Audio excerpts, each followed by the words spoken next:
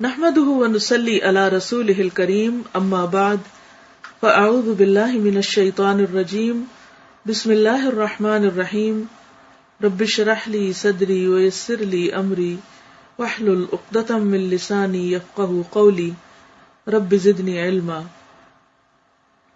آج کا موضوع ہے نماز۔ نماز خدا کی عبادت ہے، وہ روزانہ 5 وقت کے لیے فرض ہے۔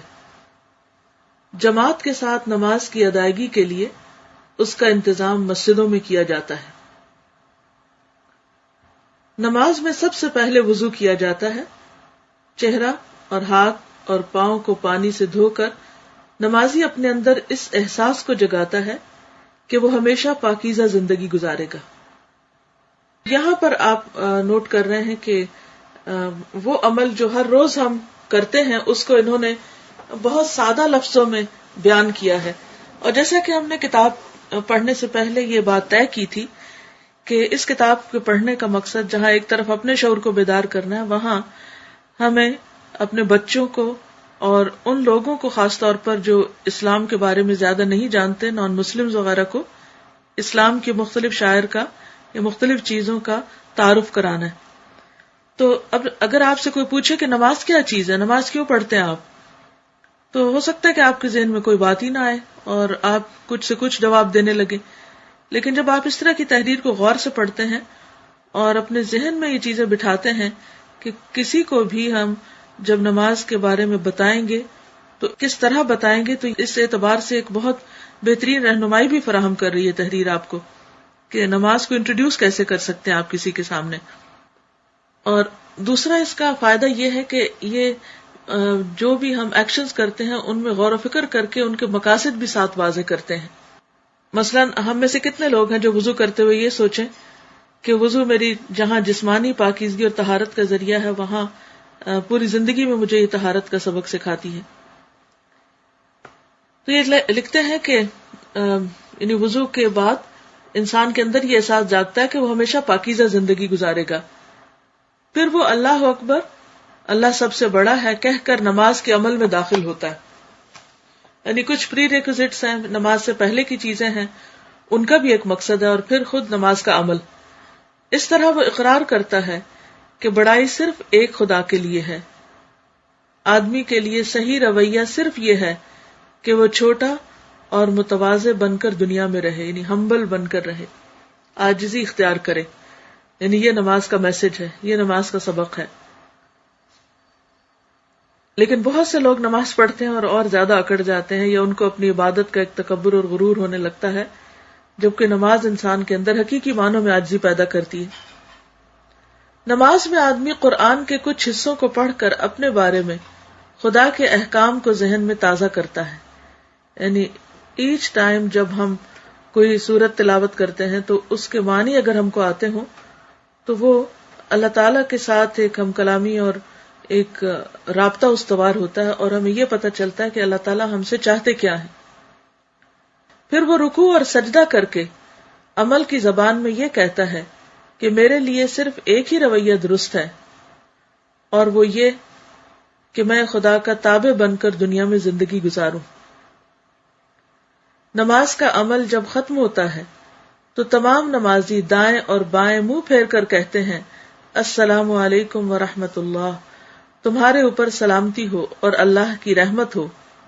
یہ اس بات کا اعلان ہے کہ نماز کے ذریعے تربیت پا کر اب تمام نمازی اس طرح دنیا میں داخل ہو رہے ہیں کہ ان کے دل میں دوسروں کے لیے رحمت اور امن کے سوا کوئی دوسرا جذبہ نہیں، یعنی وہ سب کے لیے سلامتی کا پیغام ہے۔ اور یہ کتنی خوبصورت بات ہے اسلام کی پہچان کرانے کے لیے تمام لوگوں کو کہ ہر دن میں 5 نمازوں کے اندر کئی بار ہم یہ سلام دائیں اور بائیں ہر طرف کرتے ہیں، اور اگر کوئی شعوری نماز پڑھے تو وہ اپنے اندر بھی ایک سکون پائے گا اور دوسروں کے لیے بھی ایک سلامت انسان بنے گا، یعنی سلامتی کا پیغام لے کر نکلے گا۔ وہ سماج کا امن پسند ممبر بن کر رہیں گے، وہ کسی کے ساتھ بدخواہی کا عمل نہیں کریں گے، یعنی کسی کو اپنی زبان اور اپنے ہاتھ سے تکلیف نہیں دیں گے۔ اور یہی حقیقی دین ہے اور یہی عملی نماز ہے۔ نماز ایک اعتبار سے خدا کی عبادت ہے، وہ خدا کی خدائی کا اعتراف ہے، وہ ہر قسم کی بڑائی کو صرف خدا کے لیے خالص کرتے ہوئے اس کے آگے جھک جانا ہے، یعنی مسلسل اپنے دل کو تکبر سے پاک کرنا ہے کہ اصل بڑائی تو اللہ کے لیے، کیونکہ ایک دفعہ نہیں کئی دفعہ ہم اس میں اللہ اکبر کہتے ہیں اٹھتے بیٹھتے وقت۔ دوسرے اعتبار سے نماز آدمی کو اس کے لیے تیار کرتی ہے کہ لوگوں کے درمیان وہ سچا انسان بن کر رہے، وہ لوگوں کے ساتھ معاملہ کرنے میں تواضع اور ہمدردی کا انداز اختیار کرے۔ نماز خدا کے ساتھ بھی نمازی کے معاملے کو درست کرتی ہے اور انسان کے ساتھ بھی اس کے معاملے کو درست کرتی ہے۔ تو اس سے کیا پتہ چلتا ہے کہ اسلام میں جو عبادات ہیں وہ محض ایک ریچول نہیں ہے یا ایک خاص انداز میں کیے جانے والے کچھ ایکشنز نہیں ہیں، بلکہ حقیقت میں وہ انسان کے اندر ایک گہری سوچ پیدا کرتے ہیں اور اس کو ایک پسندیدہ انسان بناتے ہیں۔ اللہ تعالیٰ نے پیغمبروں کی جہاں صفات کا ذکر کیا ہے، خاص طور پر ان کی عبادات کا، تو اس کا بھی مقصد یہی ہے کہ وہ اللہ کے پسندیدہ کیسے بنے، انہی طریقوں سے۔ تو گویا دن میں یہ کئی دفعہ ہم ایکسرسائز کرتے ہیں، لیکن افسوس یہ کہ بے سوچے سمجھے کرتے ہیں، اس لیے وہ نماز جو ہے وہ ہماری عملی زندگی میں کہیں نظر نہیں آتی۔ نماز ایک الگ فعل بن کے رہ گیا اور ہم اس سے ہٹ کر بے سوچے سمجھے زندگی گزارتے چلے جا رہے ہیں۔ تو بہت ضروری ہے کہ ہم اپنی نماز کو عملی زندگی کے ساتھ بھی مربوط کریں، کنیکٹ کریں۔ اس پر میرا ایک لیکچر ہے جو 1999 میں نے دیا تھا اسلام آباد میں، نماز کیا سکھاتی ہے۔ تو الحمدللہ بہت لوگوں نے اس سے فائدہ اٹھایا، اور میں چاہوں گی کہ آپ لوگ بھی موقع پا کر اس لیکچر کو سنیں، اور اس میں کافی تفصیل کے ساتھ ہر رکن جو نماز کے اندر ہم ادا کرتے ہیں یا ہر ایکشن جو کرتے ہیں اس کی معنویت پہ بات کی گئی ہے کہ اس کا مطلب کیا ہے۔ یعنی دیکھنے میں بظاہر ایک ایکشن ہے کہ ہم ہاتھ اٹھا رہے ہیں یا اللہ اکبر زبان سے کہہ رہے ہیں یا سینے پہ ہاتھ باندھ رہے ہیں یا رکوع میں جا رہے ہیں، لیکن اس کے پیچھے ایک سبق ہے، کیونکہ ہم سب یہ جانتے ہیں کہ اللہ تعالیٰ کو ہماری عبادت کی ضرورت نہیں، اس کو کچھ بھی فائدہ نہیں ہوتا اگر ہم ہاتھ باندھ کے کھڑے رہیں، اسے کچھ بھی فائدہ نہیں ہوتا کہ اگر ہم سر جھکا کے رکوع میں چلے جائیں یا ہم زمین پر سجدہ کریں، اپنے ناک رگڑیں، اسے کیا فائدہ؟ اس کا دراصل فائدہ ہم ہی کو پہنچتا ہے۔ اور وہ کیا فائدے ہیں جو ہمیں نماز کے ذریعے پہنچتے ہیں، تو اس پر آپ اگر مزید تفصیل جاننا چاہیں تو یہ لیکچر آپ کو فائدہ دے گا، اور آپ اسے دوسروں کے ساتھ بھی شیئر کر سکتے ہیں۔ ایک طریقہ یہ ہے کہ جو چیز آپ کو پسند آئے، چاہے یہ لیکچر یا اور کوئی بھی چیز، تو بہتر ہے کہ جو بھی آپ کے پیارے ہیں، جو بھی آپ کے عزیز ہیں، ان کے ساتھ شیئر کیا کریں اور انہیں بتایا کریں کہ اس چیز سے آپ کو کیا فائدہ ہوا ہے، کیا سیکھا آپ نے، آپ کے عمل میں کیا تبدیلی آئی ہے، آپ کے رویے میں کیا تبدیلی آئی ہے، آپ کو کن کن پریشانیوں سے نجات ہوئی ہے، تاکہ اللہ کا یہ دین جو ہم سب کی خوشی کے لیے اور ہم سب کے دنیا اور آخرت کے فائدوں کے لیے آیا ہے، اس سے دوسروں کو بھی فائدہ پہنچائے۔ اور جب ہم دوسروں کو فائدہ پہنچائیں گے تو خود اس کا فائدہ پلٹ کے ہم ہی پہ آئے گا۔ جب انسان دوسروں کے لیے خیر چاہتا ہے تو اللہ تعالیٰ اس کے لیے بھلائیوں کے دروازے کھول دیتا ہے۔ نماز سے ریلیٹڈ ایک کمنٹ ہے، اور انشاءاللہ ایک اسٹوڈنٹ آن لائن بھی ہے، وہ بھی پھر آپ سے بات کرنا چاہیں گے اسی حوالے سے۔ اسٹوڈنٹ نے کمنٹ لکھا ہے، یہ میں آپ کو سنا دیتی ہوں۔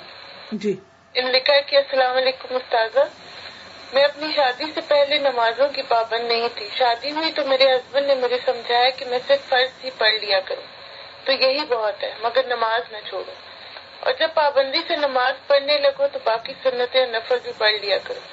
اس طرح میں نمازوں کی پابند بنی۔ جب سے تعلیم القرآن شروع ہوا ہے، آپ نے جب بھی نماز کی بات کی ہمیشہ یہی کہا کہ نمازیں صرف فرض نہیں بلکہ سنت اور نفل بھی ادا کریں، اور یہ بھی کہ اگر اللہ سے محبت دکھانی ہے تو فرض سے آگے بڑھ کر کچھ کرنا ہوگا۔ میں نے الحمدللہ سنت اور نفل پڑھنے شروع کر دی۔ کل نماز کے ٹاپک میں بھی اور تفسیر میں بھی عصر کی نماز کی اہمیت بتاتے وقت آپ نے ذکر کیا کہ آخرت میں اللہ کو دیکھنا ہے تو نماز پڑھو۔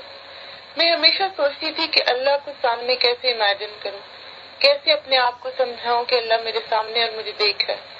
کل آپ نے بتایا کہ اللہ کا تصور روشنی کی صورت میں کریں۔ کلاس ختم ہوئی تو میں ظہر کی نماز پڑھنے کے لیے اٹھی۔ ابھی سنت ہی پڑھی تھی کہ میرے ذہن میں آنے لگا کہ اللہ روشنی، نور، اور آپ یقین کریں مجھے لگا میرے چاروں طرف روشنی روشنی پھیلی ہے، اور مجھے حقیقی معنوں میں اللہ سبحانہ تعالیٰ کے وجود کا احساس ہوا. ایسا لگا کہ وہ مجھے دیکھ رہا ہے. میری آنکھوں سے ٹپ ٹپ آنسو بہنے لگے. میری ہچکیاں بن گئی. سجدے میں لگ رہا تھا کہ اللہ کے قدموں میں ہوں. ایسا احساس اس سے پہلے کبھی نہیں ہوا. اس نماز میں جو لطف آیا وہ بیان سے باہر ہے. اللہ تعالیٰ سے دعا ہے کہ ہماری نمازوں کو ایسا ہی بنائے اور ہماری ماضی کی نماز کی ٹکروں کو معاف فرمائے. آمین. استاذہ میں آپ کی بہت شکر گزار ہوں کہ آپ سے مجھے بہت کچھ سیکھنے کا موقع ملا. اللہ تعالیٰ آپ کو جزائے خیر دے. آمین. ہمیں اپنی دعا میں یاد رکھے. جزاک اللہ خیرن. اللہ تعالیٰ آپ کو بھی بہت جزا دے کہ آپ نے ہم سب کو ریمائنڈر کرا دیا، کیونکہ ہم سب کے اوپر کیفیات گزرتی رہتی ہیں. کبھی ایسا ہوتا ہے کہ نماز بہت اچھی ہو جاتی ہے، کبھی ایسا بھی ہوتا ہے کہ انسان مختلف چیزوں سے گھبرا کے اس کیفیت میں نہیں رہتا. تو ایسی باتیں اگر ایک دوسرے کو ہم یاد کراتے رہیں تو پھر سے ایمان بڑھنے لگتا ہے. اللہ تعالیٰ آپ کو بھی اس کی بہترین جزا عطا کرے. آمین. آمین. جی استاذہ، یہ ایک اسٹوڈنٹ آن لائن ہے. جی آپ بولیے.